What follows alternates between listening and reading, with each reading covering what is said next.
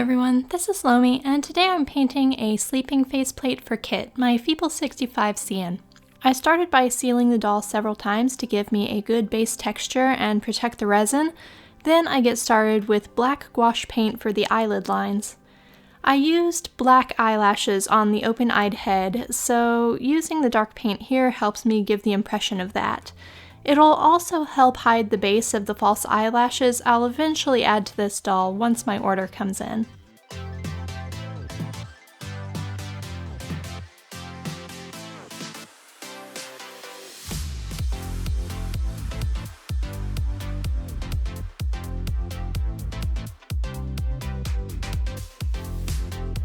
My black gouache was a little watery, so it ended up feathering a bit at the corner of one of her eyes.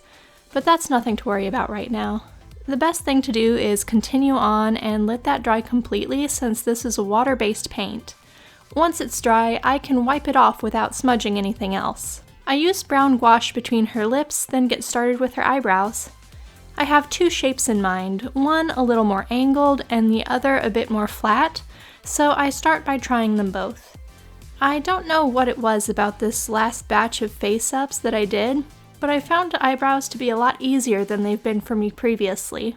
I don't know if I was just having a really good week since I did them all around the same time, or if I'm finally hitting my stride as a face-up artist. They're still not perfect, but I've found they've been taking a lot less revision.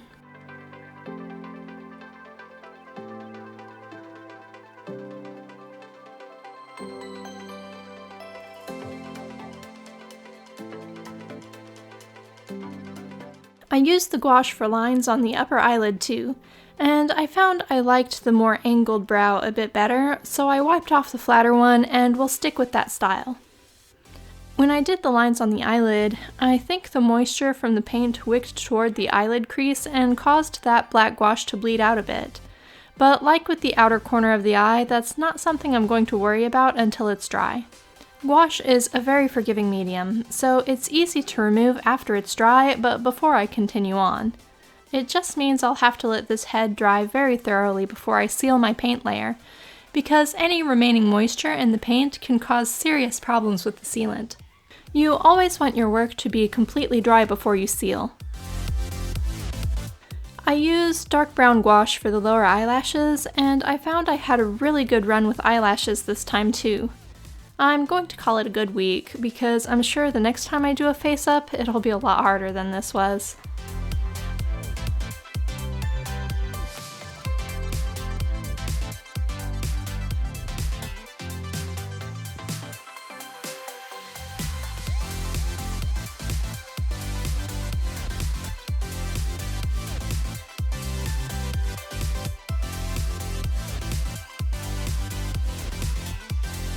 I give the paint several hours to dry before I seal it, then it's time to begin blushing.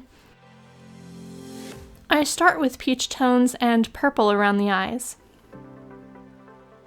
This one's going to be interesting because the two faceplates I have for this doll were made 5 years apart, so the sleeping face has yellowed considerably when compared to the open-eyed plate. So while the peach blushing worked beautifully on the newer pinker head, it ends up emphasizing the more yellow tones of her resin here and makes the difference between the two plates a lot more noticeable. I'm going to have to do some color correction, but I also don't want to overdo it and perfectly match her to the open-eyed plate. The body is also older than the open-eyed plate, and I don't want the heads to look like they don't match the body they're on. The peachy tones in the open-eyed face-up are enough to tie them together, but this one's going to need a little more care. I use the usual browns in her eyelashes and eyebrows, but then I go back over the peach tones with pink. And I use much heavier blushing on her cheeks and forehead than I'd usually use. This helps bring more warmth back to her skin tone, which is the first step to neutralizing that yellow.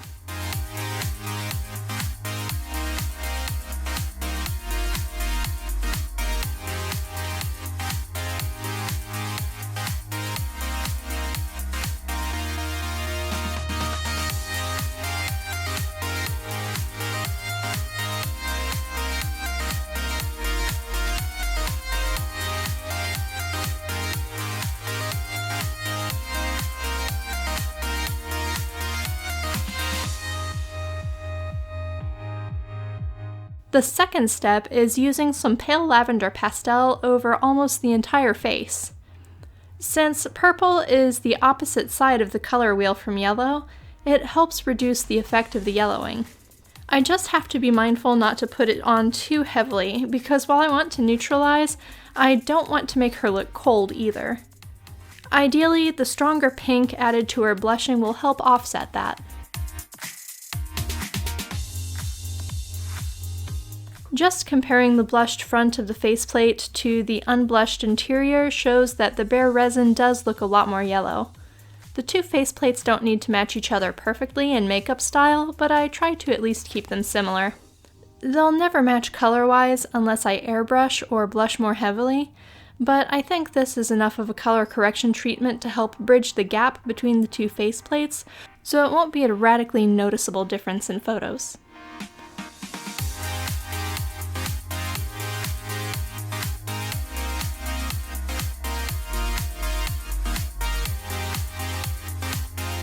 Along the way, some dust got caught in the sealant, so I used the tip of a craft knife to gently pick it out.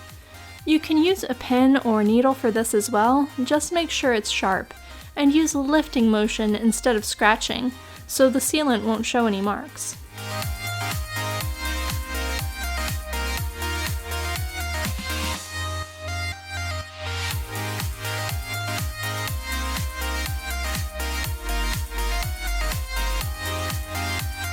After I added the purple for neutralization of the yellow, the purple I put around her eyes kind of vanished, so I add a little more to help balance it out.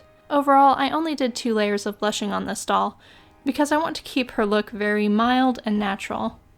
I use super thin white gouache to add translucent lines to her lips, use white and gold-toned pearl powder around her eyes, and after the final 2 layers of sealant, she gets finished with some satin gloss to her lips.